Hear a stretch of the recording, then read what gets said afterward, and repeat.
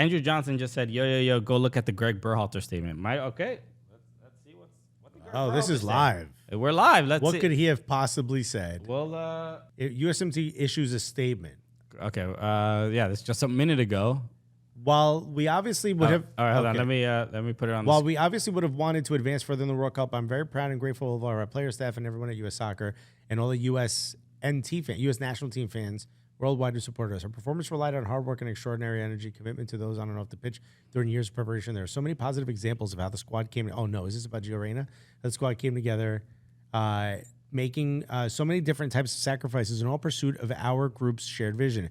I'm looking forward to continuing my conversations with U.S. Soccer about the future, but now is the time for me to publicly share some personal information on which a third party has used against my family and me. During the World Cup, an individual contacted U.S. Soccer saying that they had information about me that would, quote, take me down, in an apparent effort to leverage something very personal from long ago to bring about the end of my relationship with U.S. Soccer. This is a difficult step to take, but my wife, Rosalind, and I want to clearly and directly share the truth. This is a story that belongs to us, and but hopefully there are lessons from our relationship that can be valued to others. What could this possibly be? This is insane. I did not expect. I'll read the next. In the fall of 1991, I met my soulmate. I had just turned 18 and was a freshman in college when I met Rosalind for the first time. There was a familiar feeling when we spoke. Rosalind was and is an amazing person, determined, empathetic, fun to be around, and we connected immediately. It felt like we had known each other for years. We had been dating for 4 months when an incident happened between us that would shape the future of our relationship. One night, while out drinking at a local bar, Rosalind and I had a heated argument that continued outside. It became physical, and I kicked her in the legs. You're a soccer player.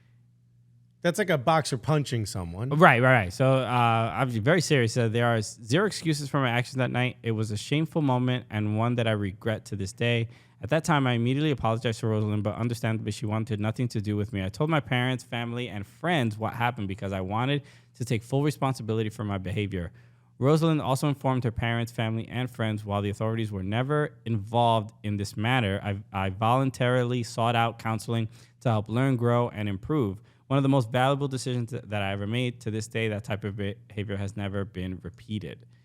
I fear that I lost my soulmate. And then out of the blue, 7 months later, I received a call from Rosalind asking if we could speak in person. We met and discussed how we had grown and decided to rebuild our relationship. Rosalind shared that her family supported this decision, and by working through what had happened, we both realized that our love, trust, and respect for each other was stronger than the incident that had occurred months earlier. Since then, Rosalind and I have lived together in 5 different countries, 3 different states, have met and remained friends with many wonderful people from around the world. All of these people have witnessed the strong relationship we have and the loving family that we have built together. The lessons learned from that night over 3 decades ago became the foundation for a loving, devoted, and supportive relationship, which we honored and celebrated with our 25th wedding anniversary this past weekend. I'm sharing this story after 31 years because it's important to understand that it was an event that shaped me but doesn't define me. It was a single, isolated event over 3 decades ago and a terrible decision made in a bad moment by an 18-year-old. Rosalind and I have been on an amazing journey together. We have raised 4 wonderful children who are aware of what happened.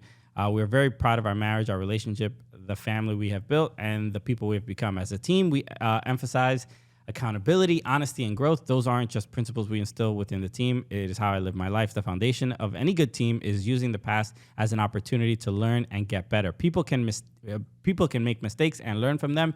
People can also be forgiven for their mistakes. Thankfully, Rosalind forgave me. The intention of this statement is to provide transparency and to reinforce that a single bad decision made by a teenager does not necessarily define him for the rest of his life. We will not hide from this. We didn't then, and we won't now. This is our story. We have fully cooperated with the U.S. Soccer investigation into this matter, and while we would prefer not to speak about something so personal from so long ago in such a public forum, we're embracing this opportunity to share what has shaped us and how much we have grown and learned from this over the past 31 years. Thank you, Rosalind and Gregg Berhalter. Wow, I did not expect that to be the statement. Not at all. Apparently, he had to create this account just to share this. Andrew Johnson said he made all new social media accounts to release this. He quit Twitter and Instagram during STC. Wow. What is STC? I don't know. I don't know either. So I think obviously this is obviously a very sad story, and obviously unfortunate. I think unfortunate is a great term. It's a great word for it. But the thing about it being used against him to ruin his relationship with U.S. soccer. So someone's trying to blackmail him. Right, which is obviously very shitty, and to take a personal moment in this person's life and use it against him. This person clearly has nothing to do with Gregg's marriage or family, unless it was Rosalind who reached out to him. Exactly, you know what I mean? That's exactly. the only person who. Hey, here's what I'll say: never hit a woman. Under any circumstances, don't hit a woman. Tell us to Dana White, bro. Huh? See Dana White? Of course I saw that. Just another. Also, the guy's a shaved gorilla. Right. Hitting a woman. So obviously you don't hit women. But what I will say is that was a long time ago. Not that that's an excuse, but they've. It sounds like they've worked through it and gone through whatever challenges that, So what I'll say, if Rosalind is at the point where she trusts him, our opinion should matter. Yeah. And I mean, there's a lot that goes with this. Obviously, women that are in abusive relationships and can't get out. There's a lot more to this subject. This specific situation seems like it's been resolved. Yeah. And why are we, to bring this up to try to blackmail somebody, I don't understand why you would want to take down. Yeah, it's very shitty. And I think I guess for it to happen during the World Cup, which is obviously a very tense time for every country that is involved in the World Cup. Damn, bro. It's look, it's a little bit of, and I don't want to minimize this, but I think we had a conversation about this, about how like the U.S. missing. Now I understand why the man who runs turns to Eric Winalda. Remember? I think the drama from this is like the thing the seediness, the awful, the blackmail, like, you know what I mean? Even though it's horrible and you don't want things like this to happen, but weirdly enough, this is like in a lot of other countries where soccer is the predominant sport. This is par for the course.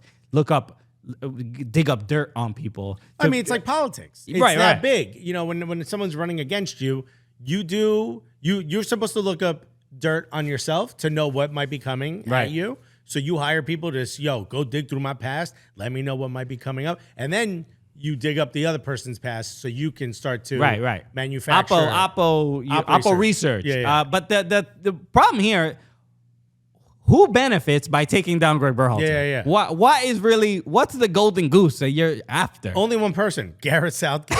That's the only person. That's where my mind goes. I'm like, who is trying to blackmail Gregg Berhalter? Sunil Gulati trying to run it back? I don't understand. It doesn't make any sense. That's the confusing part. Is it somebody that wanted to ruin how the U.S. did during the World Cup or something along those lines?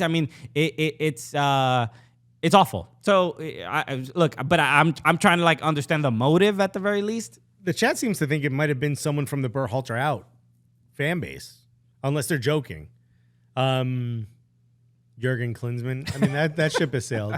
To be honest with you, I think horrific, and I think if someone says or kick Alexis, because I said you don't hit a woman with any body part or any object. I just don't, especially in a relationship, you don't do that. And I think that goes without saying. I would hope so. Obviously, like Dana White. Unfortunately, we're not at that point yet as a society, which is disgusting. Right. And then I know some people are going to be like, well, she hit him first. Whatever. Like, it doesn't matter. It doesn't matter. I know that she did, it does not matter. It does not matter. I could care less. It doesn't matter. In this situation, what a horrific thing to bring up from that's essentially buried in 30 years of this relationship's past. Right. I will say if Rosalind comes out and says, no, he's been abusive since, then we have a different conversation. But if we're going to take it for what this is, not good. I'm going to let Rosalind and her family and her friend group and all that and her, support group handle that. And if they did that 30 years ago, then, dude, I feel bad that he even had to do this. Right. Yeah. So, this is like absurd. Somebody said it crossed the line to do something like this. I mean, not to make the statement, but obviously to try to blackmail a person or you know. Dude, I love that our chat doesn't take anything seriously.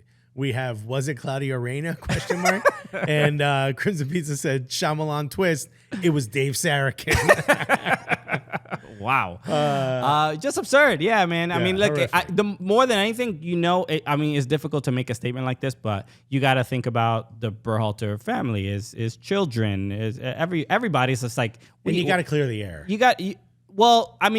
You have to clear the air, but because somebody's trying to blackmail you. But this seemed to be something that was resolved within the family, and for it to make it's like the purpose of it is to embarrass everybody, to embarrass everyone, right. and it does. Even though they try to embarrass maybe Gregg Berhalter directly, it does affect his family. So yeah, it affects everyone else. That's involved. The part that is. I didn't even know what Gregg Berhalter's wife's name was. Yeah. Until right this moment. Yeah. Yeah. All right. Well, look, this sucks. I mean, I don't know if this is going to affect the possibility of him returning as a manager for the U.S. men's national team. There's some decisions to be made there for sure. Yeah. But obviously an interesting thing. Thank you for sharing, Andrew. For this thank you because we would have been like, oh, why didn't we know this during the stream? Right. So appreciate it.